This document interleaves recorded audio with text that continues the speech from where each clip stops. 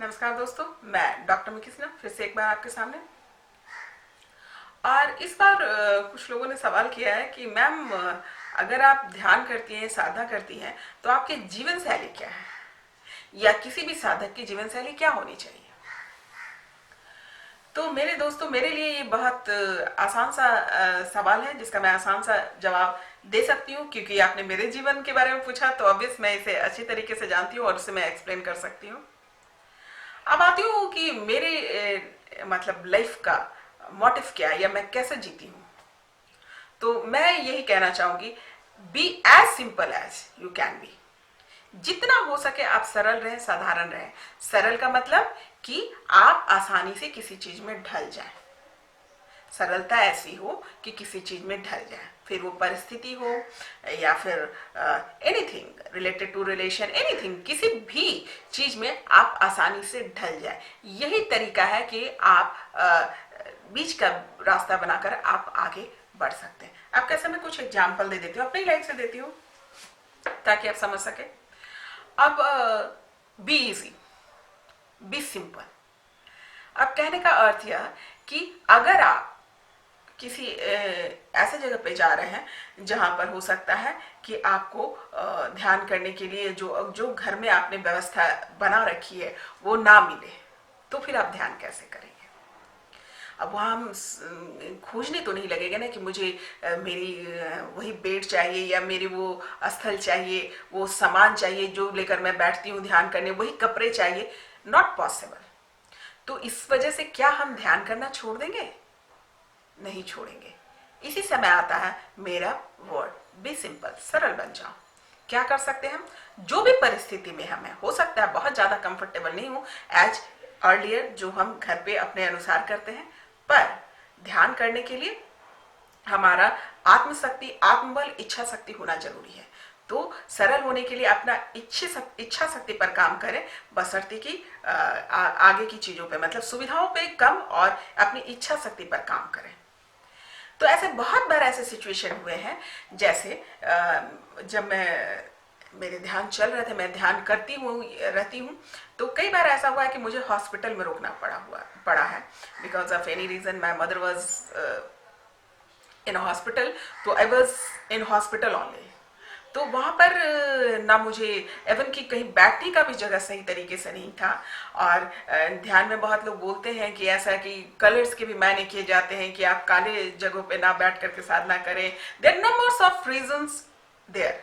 तो सबसे बड़ी बात है कि आपका माइंड कितना शुद्ध है, आप कितने शुद्ध हैं। आपकी सब चीज, जो चीज भी बात की जाती है ध्यान और साधना के दौरान कि ये करना चाहिए, वो करना चाहिए, वो सिर्फ आपके सपोर्टिव हैं जो आपको बिल्डअप करते हैं। पर ये सब कुछ नहीं होता। मेन चीज ये होता है कि आपकी आंतरिक इच्छा क्या है, आपकी आंतरिक सोच क्या है, फिर वो सारी चीज पलट जाती है ना। वो उतनी मायने नहीं करती। तो जब मैं हॉस्पिटल में थी तो वहाँ ना बैठने का जगह था। अकॉर्डिंग टू साधना जो ध्यान में करती थी, घर में ध्यान करती तो वो अपनी व्यवस्था है, अपनी सहूलियत है। वहाँ ऐसी सहूलियत नहीं थी। वहाँ एक लोहे का कुर्सी हुआ करता था और मेरी आदत थी, मैं 3 बजे उठ करके अपने ध्यान में चली जाती थी। घर में तो मेरे टाइम फिक्स होते थे, तो मैं रात भर सो भी नहीं पा रही थी, लेकिन 3 बजे चूंकि मेरे ध्यान का टाइम है तो उस समय मुझे बैठ जाना, ये मेरी अंदर की इच्छा रहती थी कि वो टाइम मेरा ध्यान का है। तो मैं क्या करती थी कि उसी चेयर पे, एक लोहे का चेयर था, उस पे मैं जो किनारे था उस पर बैठ करके मैं अपने सांसों पे ध्यान लगाती, ध्यान लगाते लगाते मेरे एंड टाइम पे जो मेरे होते थे ध्यान के टाइम, वो मैं पूरा करती थी। इसे बोलते हैं सरल होना। यानी किसी भी परिस्थिति में अपनी आत्मविश्वास, जो क्या कहते हैं, शक्ति को कम ना करना, इसमें ना उलझना कि मुझे ये नहीं मिला, मुझे वो नहीं मिला, लाइक दैट।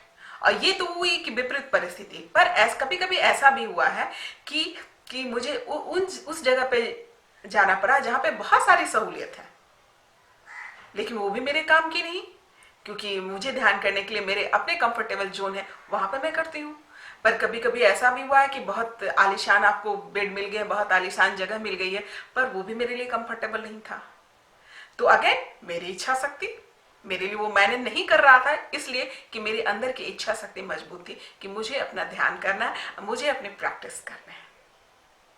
तो अगर मैंने वही किया कि उसी जगह को, जो जगह मुझे मिली वहीं पे मैं बैठी, वहीं पे मैंने अपने मंत्र उच्चारित किया, जो जो भी मुझे अच्छा लगता है कि अपने अनुसार मैं जो कंफर्टेबल कर लूं, तो कुछ मंत्र उच्चारण करके मैंने वह आसपास की जगह को शुद्ध किया अपने अनुसार, कि मुझे ऐसा फील हुआ कि हाँ मैंने आसपास के वातावरण को अपने अनुकूल कर लिया, और फिर मैंने वहीं बैठकर ध्यान किया। इसे बोलते हैं सरलता। तो आप बहुत आलीशान जगह पे जाए या फिर बहुत प्रॉब्लम वाली जगह पे जाए, कहीं भी जाए, अपनी सोच और इच्छा शक्ति को बरकरार रखें, है ना। हमेशा कंफर्ट, जब हम कंफर्ट जोन में एडजस्ट हो जाते हैं, तब हम योगी या साधक नहीं रह जाते।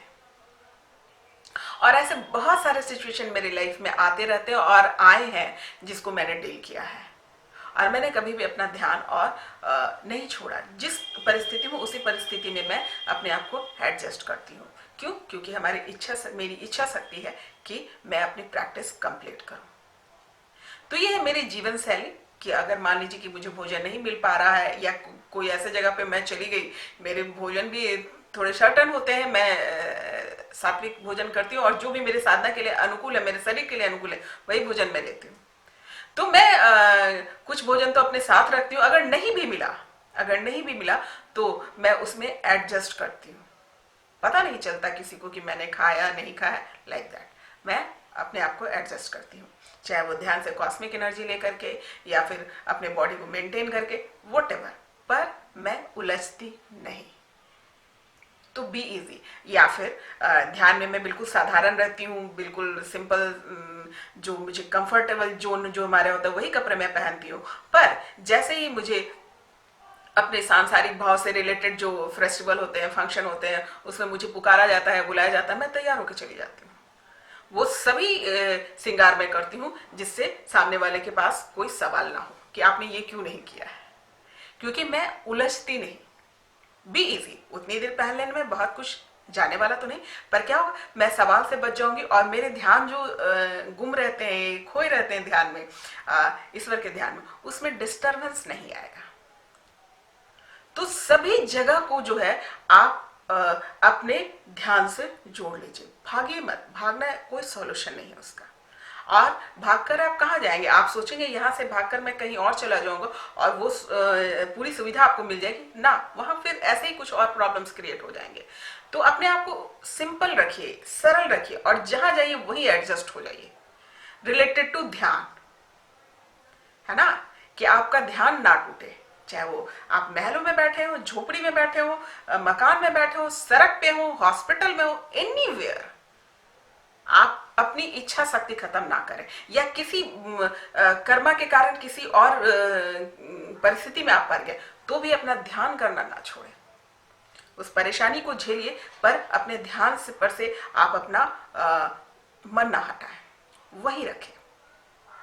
और मेरा जीवन शैली यही है, जहां मैं जाती हूँ, जैसे जाती हूँ, जहां जैसे जरूरत होती है वैसे मैं दिख जाती हूँ, पर अंदर से मेरे जो है इच्छा शक्ति बनी रहती है। मेरे टाइमिंग, मेरे जो प्रैक्टिकल है वो मैं नहीं छोड़ती। तो बी इजी। मैं तो ये कहूँगी मेरी जीवन शैली ऐसे ही है, मैं हर जगह एडजस्ट हो जाती हूँ, और आंतरिक मेरी जो है इच्छा जो भी है प्रैक्टिकल की चलती रहती है और मैं करती रहती हूँ, जो जैसे होता है मैं करती रहती हूँ। तो मेरा सलाह यही है कि आप सरल रहें, इजी रहें, इस बात पे ना पड़े कि मैं साधक हूं तो मैं ये नहीं करूंगा, मैं क्या कहते हैं उससे बचूंगा, मैं यहाँ नहीं जाऊंगा, वहां नहीं जाऊंगा।